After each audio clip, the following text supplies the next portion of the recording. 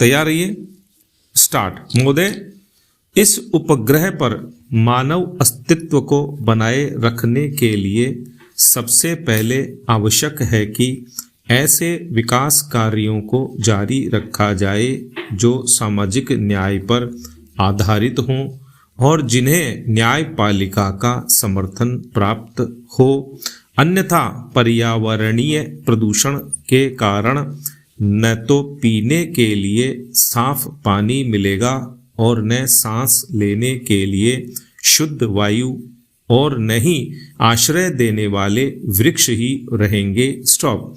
21वीं सदी में संपूर्ण संसार मात्र श्मशान भूमि तथा उद्योगों की छीजन और रेडियोधर्मी कचरे की कूड़ेदानी बनकर रह जाएगा। स्टॉप। लोभी मानव को सोने का अंडा देने वाली मुर्गी को नहीं मारना चाहिए। स्टॉप। वायु, जल, वनस्पतियां और पशु पक्षी मनुष्य जाति के अस्तित्व के अभिन्न अंग हैं जिन पर उसका भविष्य निर्भर करता है। स्टॉप। सार्वभौमिक न्याय का यही मूल तत्व है जिसे राष्ट्रीय और अंतर्राष्ट्रीय कानूनों का रूप दिया जाना चाहिए। स्टॉप। कुछ विशेष अपवादों को छोड़कर हमारे न्यायालय समझते हैं कि पर्यावरण संबंधी कानून से न्याय व्यवस्था भंग हो जाएगी और कानूनी अधिकारों का हनन होगा, क्योंकि हमारे विधिवेत्ता और न्याय प्रणाली कानून के इन नए आयामों से अपरिचित ही नहीं अनभिज्ञ भी हैं। स्टॉप। यह अधिनियम काफी व्यापक है और इसमें विभिन्न प्रकार के जल स्रोतों को शामिल किया गया है। स्टॉप। अधिनियम में केंद्रीय और राज्य प्रदूषण निवारण एवं नियंत्रण मंडलों की स्थापना का प्रावधान किया गया है जो स्वायत्त निकायों के रूप में कार्य करेंगे। स्टॉप। अधिनियम के कार्यान्वयन के लिए स्थापित इन मंडलों के दो महत्वपूर्ण कार्य हैं: प्रदूषण मानक निर्धारित करना तथा उद्योगों के कचरे और वाहित मल को नदियों में बहाने के लिए स्वीकृति प्रदान करना। स्टॉप। केंद्रीय प्रदूषण नियंत्रण मंडल केंद्र सरकार और राज्यों के प्रदूषण नियंत्रण मंडल राज्य सरकारों के लिखित निर्देशों का पालन करने के लिए बाध्य होंगे। स्टॉप। राज्य में प्रदूषण नियंत्रण मंडल द्वारा निर्धारित मानकों का अतिक्रमण और सहमति की शर्तों का उल्लंघन करने वालों को कठोर दंड देने का प्रावधान किया गया है। तथापि इस अधिनियम के अधीन प्रदूषण नियंत्रण मंडल द्वारा शिकायत किए जाने पर या उसकी पूर्वानुमति से ही किसी न्यायालय द्वारा किसी अपराध पर विचार किया जा सकता है। अधिनियम में यह भी प्रावधान किया गया है कि यदि किसी कार्य से जल प्रदूषण की आशंका हो तो राज्य प्रदूषण नियंत्रण मंडल द्वारा उसे रोकने के लिए न्यायालय में याचिका दायर की जा सकती है। इस अधिनियम के द्वारा पानी के नमूने लेने, जांच और मुआयना करने के लिए प्रदूषण नियंत्रण मंडलों को व्यापक अधिकार दिए गए हैं। पैरा।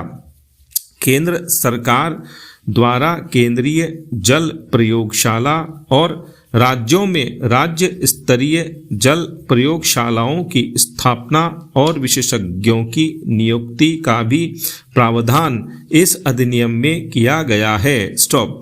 वाहित मल और उद्योगों के कचरे से होने वाले जल प्रदूषण को रोकने के लिए आवश्यक उपाय स्वयं करने का अधिकार भी राज्य प्रदूषण नियंत्रण मंडलों को दिया गया है। स्टॉप।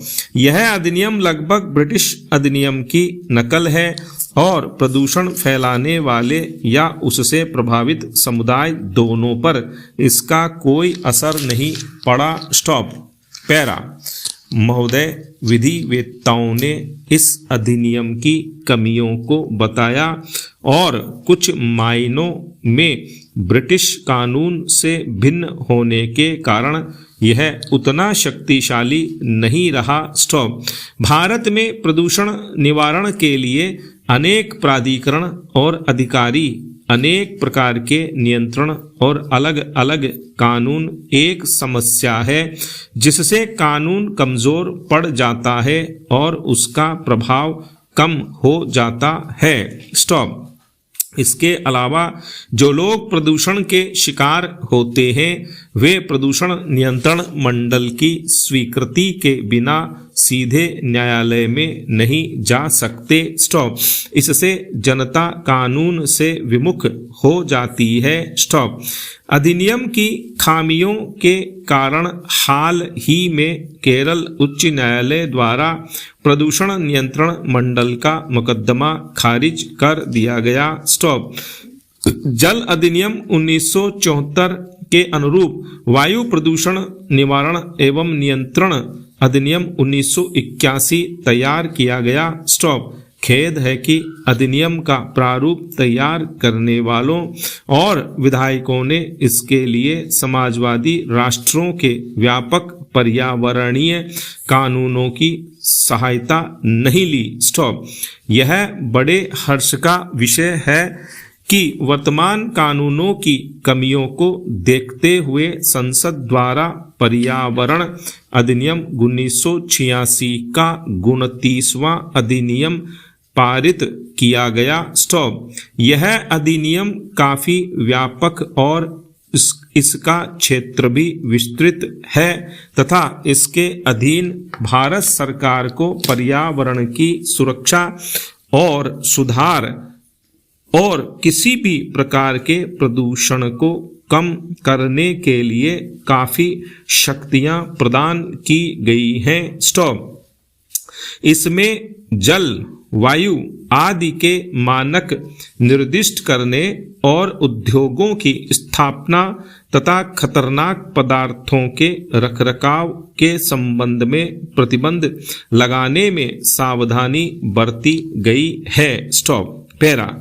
पर्यावरण के प्रदूषण के कारण होने वाली दुर्घटना से बचने और उद्योगों की चिमनियों से निकलने वाले प्रदूषणकारी तत्वों पर नियंत्रण के लिए अन्य उपाय करना केंद्र सरकार के अधिकार क्षेत्र में आता है। स्टॉप।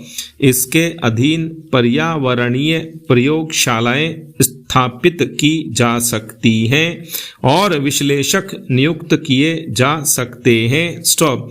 दोषी निगमित क्षेत्र और सरकार के विभागों को भी दंड दिया जा सकता है। स्टॉप। यद्यपि यह कानून काफी साहसिक कदम समझा जा सकता है लेकिन संकट के समय निष्प्रभावी साबित हो सकता है। स्टॉप। इन नए कानूनों में भयंकर दोष रह गए हैं। स्टॉप। आश्चर्य है कि ध्वनि प्रदूषण जैसे विषय को छोड़ दिया गया। स्टॉप। यद्यपि केंद्रीय प्रदूषण नियंत्रण बोर्ड द्वारा हाल ही में इस संबंध में संशोधन किया गया है जिसे अभी लागू किया जाना है। स्टॉप। जनता की भागीदारी को प्रोत्साहित नहीं किया जाता और अफसरशाही पर अत्यधिक भरोसा किया जाता है। स्टॉप। कारोबार की स्वतंत्रता पर समुचित प्रतिबंध लगाए गए हैं और पर्यावरण सुरक्षा के कारण खतरनाक उद्योगों को नियंत्रित या मनाही की जा सकती है। संविधान के अनुच्छेद 21 में दिए गए जीवन के अधिकार के अधीन प्रदूषक उद्योगों पर लगाए गए सारे प्रतिबंध वैध हैं। स्टॉप। बहुमूल्य प्राकृतिक संपदा को नष्ट होने या क्षति से बचाने के लिए अनुच्छेद 39 के अधीन राज्य द्वारा औद्योगिक और कृषि कार्यों पर प्रतिबंध लगाया जा सकता है। स्टॉप।